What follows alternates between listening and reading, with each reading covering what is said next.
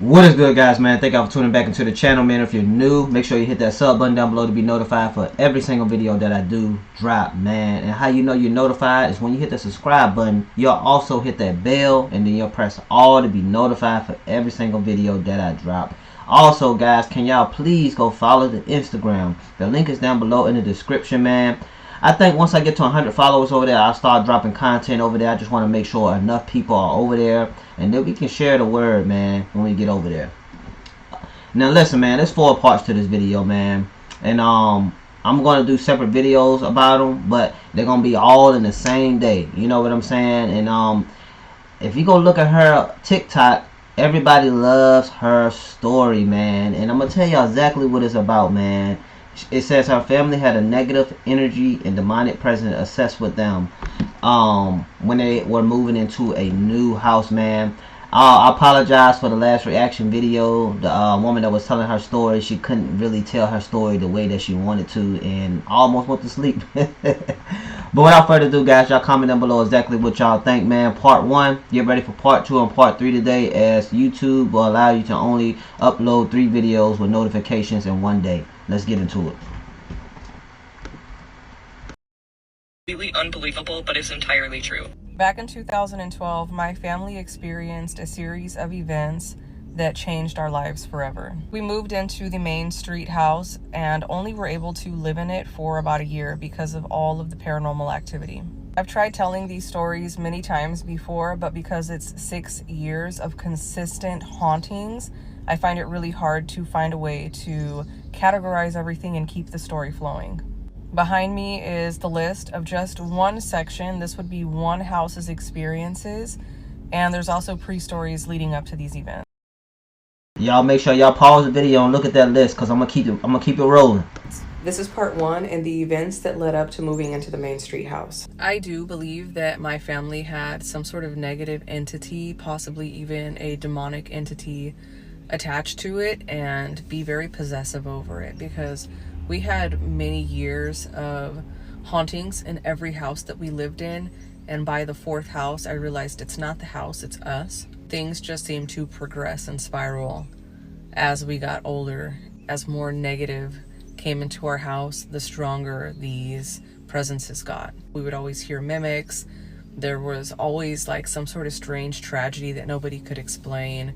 Around 2011, my ex-boyfriend's grandfather passed away. We went to his memorial a year later.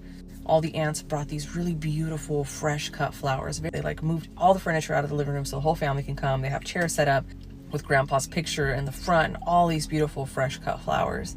At the end of the prayer, there was a little flicker to the candles. Everybody got kind of cold, but it wasn't cold.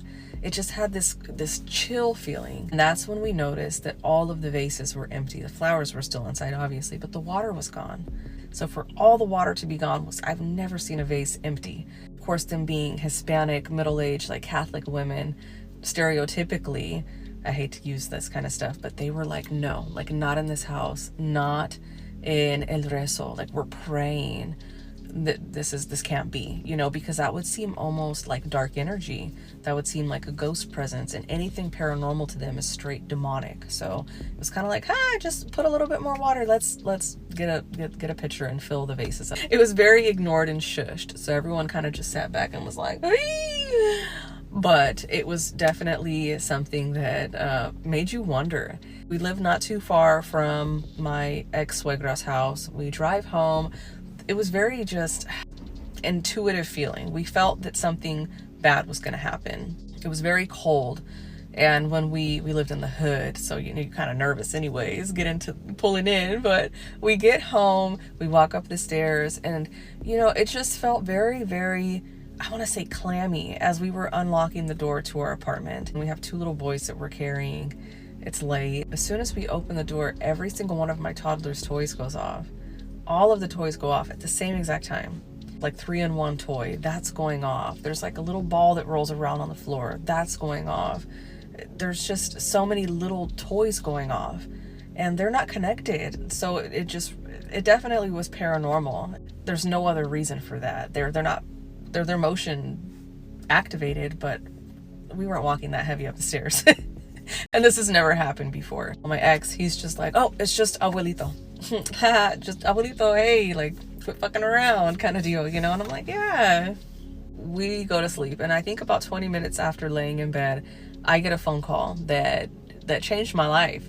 It was my dad's ex-girlfriend. Her name's Karen. Karen was an avid user, and she is gone. She's out of her mind, and she's yelling, saying that my dad had passed away. And I'm like, holy crap, what happened? I have so many questions, and she can only offer a few answers. She lets me know that she thought he had a heart attack and possibly like a stroke or like seizures and stuff. And I'm like, okay. So freaking out, frantic, I'm crying, I'm like on the floor, like I let out the most blood curdling cry that came from my uterus. I never knew it was possible for me to make a sound like that. I call my brother. He already knew. He'd already been drinking.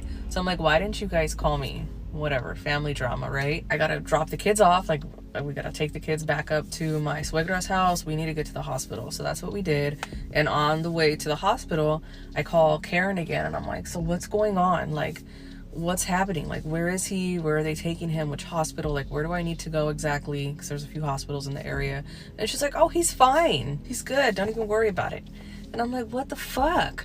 Karen? What do you mean? Like, what do you mean? Like, okay, is he still going to the hospital? Like, is he that good? And she's like, no, they're still going to take him to the hospital. She tells me the hospital name. She's like, but he's fine. Don't worry about it. Like, I'm just going to get some coffee and walk over to the hospital. And I'm like, okay. So I call my brother, and I'm like, yeah, so I guess he's fine. He's good now. And he's like, yeah, I'm still going to the hospital. I'm almost there. Like, I'll see you there. And I'm like, okay. My sister's coming. She lives about 2 hours away. She's on her way. Great. So we're all going to the hospital. When me and my brother get to the hospital around the same time, Karen walks in a few minutes after us. A nurse approaches us. She asks who we are. We tell her. She says, oh yeah, I'm so sorry for your loss. Like, he's here. They just brought him in on the back of the ambulance. Like, we're getting him like arranged. And I'm like, our loss? Like, I thought he was okay. She's like, yeah, he coded on the back of the ambulance.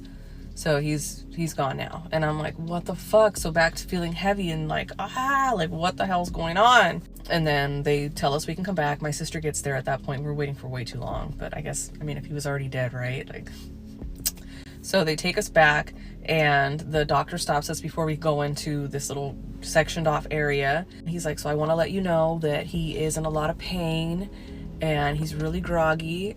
And we're like, what the fuck? How is he in pain and groggy when he's dead? What do you mean?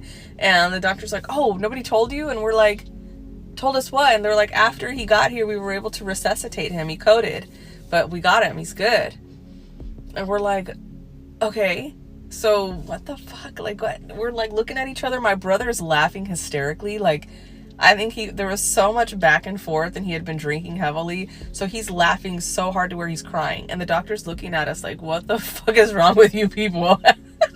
Like, what the hell? Karen, she has no shoes and socks on. Like, homegirl walked a 10-minute walk to the hospital. She's like chill, drinking coffee. It just was very strange. Even my sister and me were like, oh, what the hell? Like, I'm trying to put my big girl pants on, but I kind of want to laugh. It just was bad. It was trauma responses, all of it. It was all bad. But this is where shit starts to get paranormal. You're probably wondering, like, why? How is this ghost related, right? Like, where does the ghost stuff come in? This is where the ghost stuff comes in. We got multiple entities surrounding us. My dad tells us that he didn't want to go back. So as he's laying down, and I hated this hospital. You know, they do that ghetto shit at County Hospital. He's in the middle of a freaking hallway, right? Like, and he had a heart attack, a stroke, and a brain aneurysm. So he's in a ton of pain, and they haven't given him medicine yet. So it's just all kind of, like, I feel so bad for him. So my dad's crying to us, telling us he didn't want to go back to hell. He's like, don't take me back to hell. Like, I don't want to go back. You guys cannot let me go back. Everybody needs to ask for forgiveness and pray now, because hell is real. I think, knowing now what I know, I think he was in purgatory, kind of like in Beetlejuice, the waiting room. You know, they're all sitting there kind of waiting to be sent to where they need to go. And it's a bunch of like the wackies and, you know, the crusty people and whatever. It's kind of like where you're being judged. And I know that's where my dad went. I don't think he was in hell, but it scared him enough to make him want to change his life and do right. Because it seems about accurate to me. And I'll explain what. Part 2. Be ready for it today. Y'all comment down below what y'all think about this video right here. Part 2 and Part 3 will be uploaded today, man. Make sure your notifications are turned on and flood the comments, man. Listen, at the end of my videos, I always say stay inspired, stay motivated, stay grinding. Until next video, I'm out of here. Peace.